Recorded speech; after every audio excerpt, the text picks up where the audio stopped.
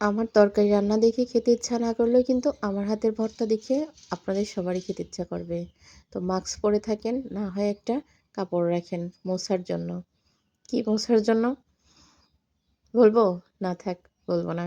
তো যাই হোক, ভর্তা খেতে মন চাচ্ছিল, অনেক দিনই হইছে ভর্তা খাই না। আর আমরা ভর্তা খেলেই হচ্ছে হয়তো খুব কম একটু আলু ভর্তা করি যদি ছেলেরা বায়না করে। আর হচ্ছে চিংড়ি মাছ ভর্তা করি, এটা যদি আমি বায়না করি। কারণ চিংড়ি মাছ ভর্তা আমার পছন্দ। তো আজকে ছোট চিংড়ি ছিল না। গলদা চিংড়ি বের করে খোসা কয়েকটার ফেলছি, কয়েকটার ফেলিনি। বাগদা যেগুলো ওগুলো আর ফেলিনি। গলদা চিংড়ি ছিল যেগুলো ওগুলো আর ফেলে দিছি। ওগুলো তো অনেক বড়, বড় খোসা। বেশি করে পেঁয়াজ ভাজি করেছি, কাঁচামরিচ ভাজি করলাম।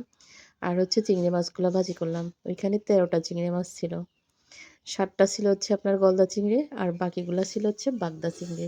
২ টা মিলেই হচ্ছে ভর্তা করলাম। ভর্তা খেতে মন চাচ্ছে।